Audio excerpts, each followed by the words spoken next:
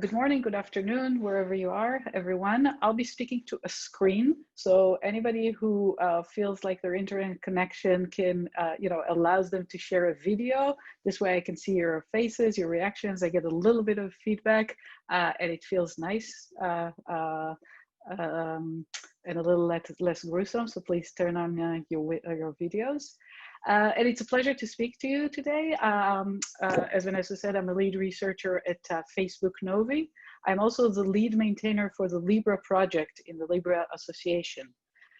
So jumping right ahead, in June 2019, Facebook announced to the world its intention to launch Libra, a platform for a payment system that is inclusive for everybody to interoperate financial services with the goal of reaching everybody everywhere in the world, reducing friction in the financial world, and increasing the efficiency. Libra is different from many other cryptocurrencies and crypto economic systems in a number of ways.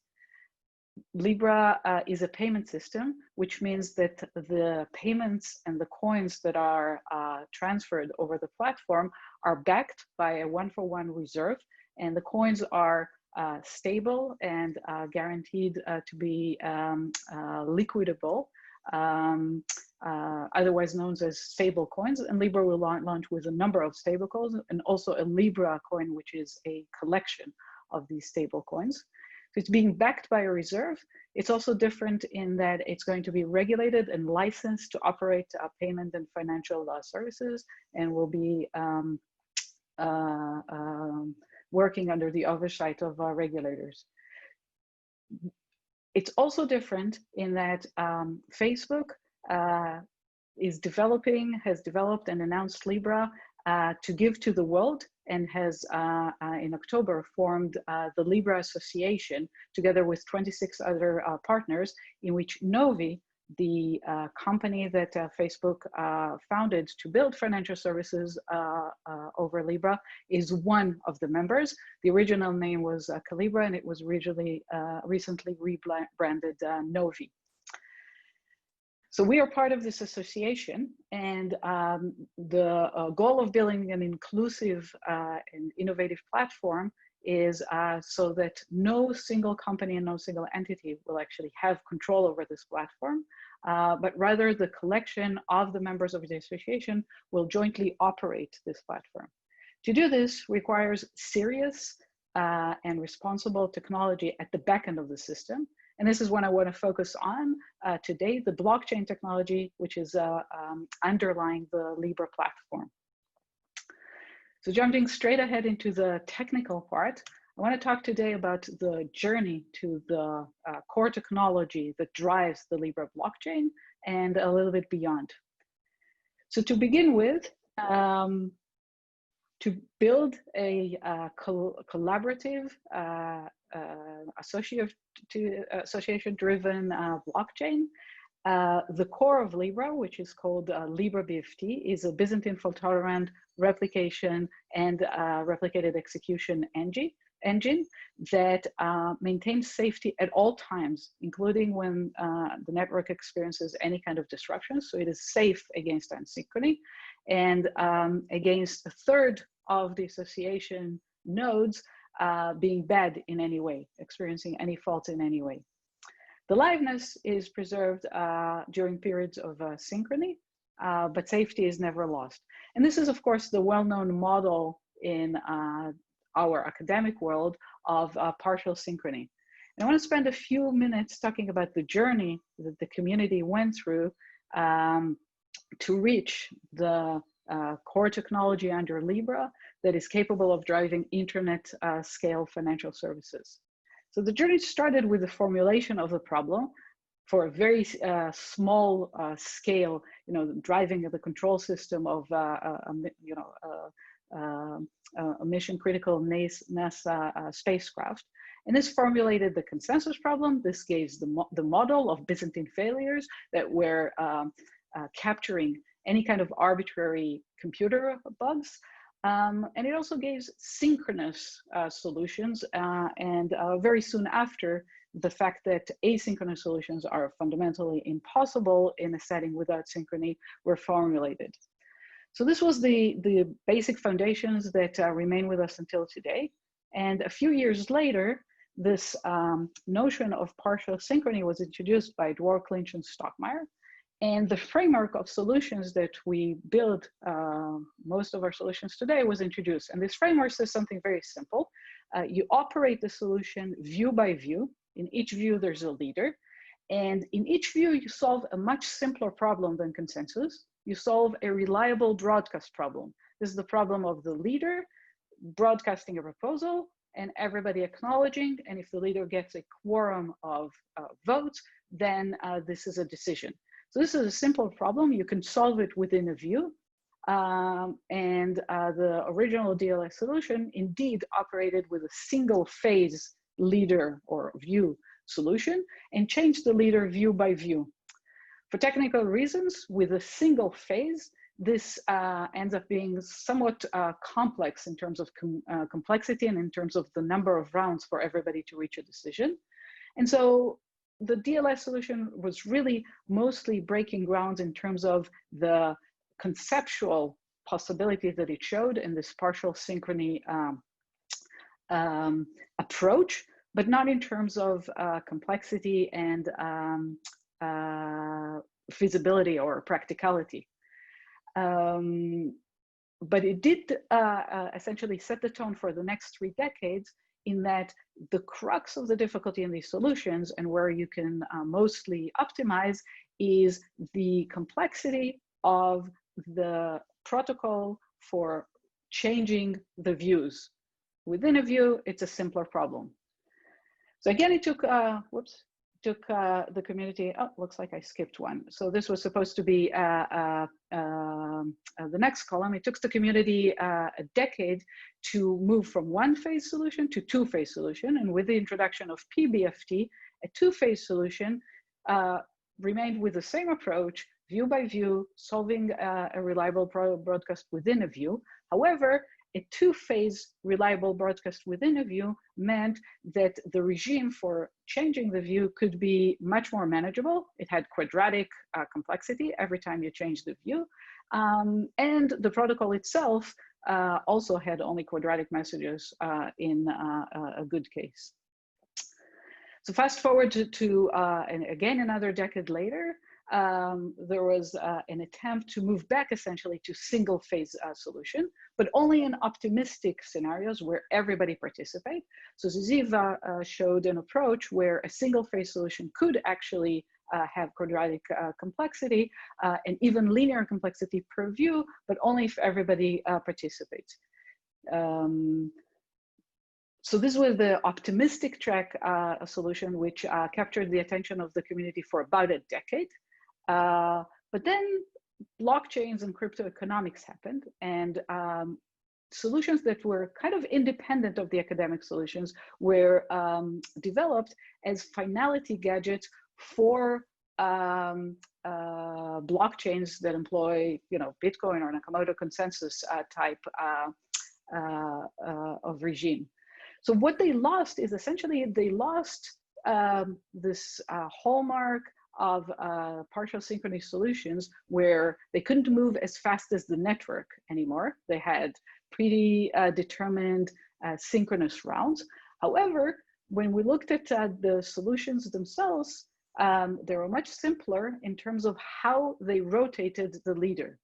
And so borrowing the simplicity and also the communication reduced complexity of the regime for rotating the leader, we then introduced in 2019 Hot Stuff and Libra BFT, which is based on Hot Stuff and productionizes it inside Libra. And Hot Stuff continues this trend of view by view solutions. It doesn't have 1 phase, it doesn't have 2 phases, it has 3 phases. And with 3 phases, it achieved properties that make it quite popular in the blockchain world. And these properties are, first of all, it retains the safety at all times against a third of the network being faulty. It is always safe against asynchrony, but live during periods of synchrony.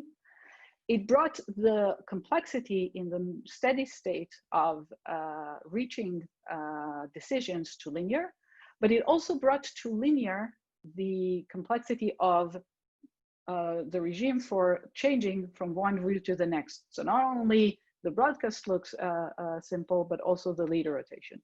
And it skipped this period in the blockchain world and provided responsiveness in that it can move as fast as the network. So all of these important rigorous properties make it attractive for driving internet scale blockchain worlds. But in addition to that, I want to spend today a few minutes talking about an aspect that is not less, or perhaps even more important than all of these rigorous measures of complexity. And that's the simplicity and the intuitiveness of the algorithm, which makes it friendly to developers.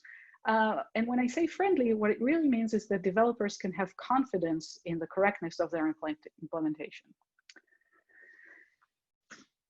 So I'm going to talk about the simple structure of hot stuff at a high level in a few minutes, and try to explain hot stuff and convince you by explanation about its intuitiveness. Obviously, this is not something you can prove, but this is something you can have your own opinion and impression. So the basic building block in hot stuff is the same one that DLS or any protocol that you can probably imagine introduced right from the start. It works view by view. In each view, there's a leader proposal. And what the leader can do is it can send messages and collect votes. So this is represented by this diamond shape here. And once a leader collects a quorum certificate of 2f+1 out of 3f+1 votes, it has to stop because the remaining f might be faulty. But this is enough to guarantee the safety and the uniqueness of a decision. This would be a single phase. And for simplicity, I'm going to represent it from here on just as this diamond shape. Okay, so a block in a diamond shape means a leader proposal and one round of collecting votes from 2f+1 voters. To operate this in 3 phases, what we do is the leader has a proposal and then goes through 3 phases, that look exactly identical. The leader proposes and collects votes, proposes what has been collected before and collects votes. So there's a quorum certificate here, a quorum certificate on the quorum certificate, and a quorum certificate on quorum certificate on quorum certificate in the 3rd phase. What these phases give you is the first phase gives you essentially a key that says, hey, this value is unique. No other value could have possibly been decided on by this leader. Only one value can obtain this key. The second phase is when a voter becomes locked. And you wait for the second phase to become locked and not the first phase, because the second phase guarantees that if you get this quorum certificate, you know that 2f+1 have a key. So any next leader, when rotating, that collects messages from 2f+1 is guaranteed to get at least one key. Therefore, in the second phase, you lock, and there's guaranteed to be a single key. And the third phase is when you know that 2f+1 have been locked, only then is when you commit. This is guaranteed that if anyone commits, there is always one out of 2f+1 that will intersect with the next quorum that will guard this commit through a lock.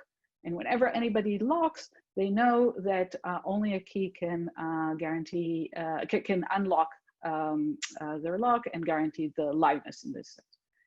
And so this is how essentially hot stuff operates. Slot by slot, each slot has 3 phases instead of 2.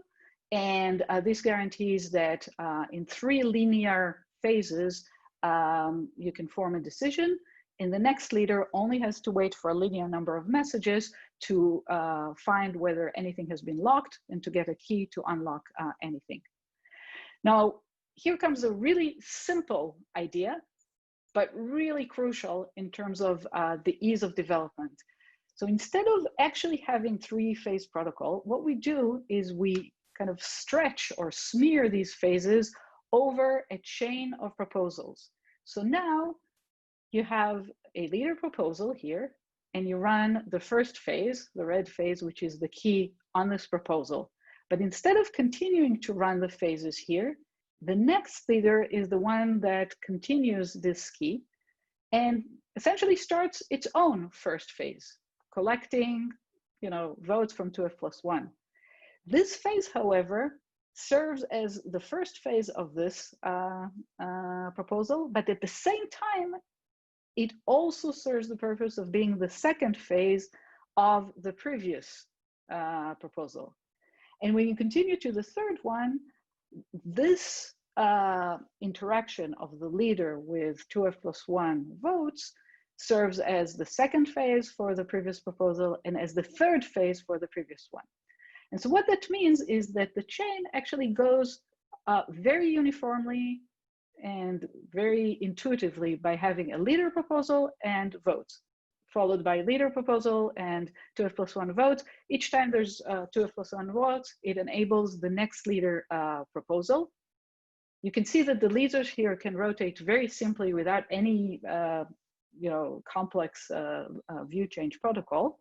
And any time that these three phases are not interrupted, just like the previous, the simple non-pipelined version, anytime you see such a pattern in the chain, then the first block becomes committed or finalized. So essentially the protocol looks like this: block, quorum certificate, block, quorum certificate. Anytime there's no interruption and leaders succeed in collecting these quorums, then the header of this three chain becomes committed or finalized. Of course, sometimes leader could be faulty or the network could not be timely. And then there's a timeout. And when 2f+1 of the participants vote for a timeout, then a timeout certificate is formed instead of a quorum certificate. And then a leader is skipped and the next leader proposes. This is not a commit pattern because the first or some phase here failed, and so you just continue the chain until you get three uninterrupted phases, just like this pattern. And every time you see such a pattern, there is a commit. If this pattern, there is not a commit yet. And a commit commits the entire prefix up to it. So with this kind of intuitiveness and simplicity, hot stuff has become popular among the developers, and it is the core that drives Libra, the Libra implementation. So in Libra, in addition to adopting cutting edge techniques from the distributed computing and reliability world, and embracing the advances in this world, we go beyond just the basic algorithm, and we use high assurance software developed methods and put a high emphasis on security and high assurance throughout. So Libra introduces its own smart contract language, Move, which is designed with secure and safe financial asset handling right from the start. Hence the name Move. It's a language which is designed to move financial assets. And move meaning never drop them, never replicate them, never duplicate them, and really guarantee that an asset never disappears or is handled exactly the way the programmer intended to do it. We have formal specification and verification of the core algorithms. We also have automated bytecode verifier as well as developing semantic level verifier of smart contracts. And we apply novel approaches for the testing of this core, which is fundamentally a Byzantine fault tolerant code. And I want to spend the last 2-3 minutes of my talk talking about twins, which is a novel white glove approach for BFT testing. So one of the challenges in Byzantine fault-tolerant systems is that to test them is kind of daunting. How do you test Byzantine failures? Do you go and implement those Byzantine attacks? Can you predict all possible Byzantine attacks? Can you model them? Byzantine failure essentially says unconstrained, anything could happen. So in order to model that, it seems like you need to model infinite configurations and infinite behaviors. So with twins, what we developed is an approach for systematically generating only those attacks, only those failures that seem to generate interesting attacks or interesting Byzantine behaviors that we want to guarantee that the system withstands. And so using both experience with Byzantine fault tolerance, as well as quite a bit of anecdotal evidence of protocols that were broken along history, and there are papers that demonstrate how they were broken, we look at the pattern of Byzantine attacks that have actually led to safety violations or liveness violations in existing protocols. And we notice that we can capture all these interesting behaviors simply by taking the correct code of a node in a consensus protocol like Hot Stuff or others, and misconfigure F of them, modeling the failures, such that the faulty nodes are misconfigured to write twice, or in general, K times, but look to the rest of the system like they're the same node. So you give them the same credentials, the same secrets, the same network endpoint addresses. So to the rest of the system, they look like a single endpoint, which misbehaves. So how does a twin node misbehave? Well, first of all, there are two of them. So even though each one of them executes unmodified, correct, implemented code, they could send two different messages, just if they're initialized with different input values, or if they use different sources of randomness. So they could send different messages and equivocate. They could vote for different proposals by the rest of the network, because one node can vote for one proposal and the other, unaware of the voting, could vote for a different proposal. So they could look like a single node which is double voting. Or otherwise, they could do things that are against the logic of a correct node behavior. So they could revert their internal state. So for example, in Hot Stuff, they could lock, one of the nodes could lock on a value, but the other node didn't lock. So it actually violates the safety rules for locked values. To generate scenarios with twins, what you do is you configure the network with a number of nodes. And for each one that you want to represent as a faulty node, you deploy two, or like I said, in general, K instances. So for example, in this scenario, I have 4 nodes, A, B, C, D, but I've misconfigured the network with actually 2 faulty nodes. C has a twin and D has a twin. And you can see that now if I run a network simulator that controls the scheduling of delivery, such that I essentially partition this simple network into 2 partitions for 3 rounds. In one round, C is talking to A and D, and in the other round, C2 and D2 is talking to B. You can immediately see this if I put C and C2 as leaders of these 2 partitions. Because I've configured the network with too many failures, this should be n over 3, we will get conflicting decisions, because C here will propose and get 2F votes from one partition, and C2 will get another. And likewise, I can encode more complex scenarios where some nodes are faulty, and then going round by round, different nodes talk to different partitions and behave as if they forgot or are deviating from the safety rules of the system. So I don't have more time to talk about twins, but I want to say Libra is an open technology and the project is open source. We have a lot of challenges, a lot of exciting directions to continue, and we invite everybody to join us in this road of enhancing the Libra technology. And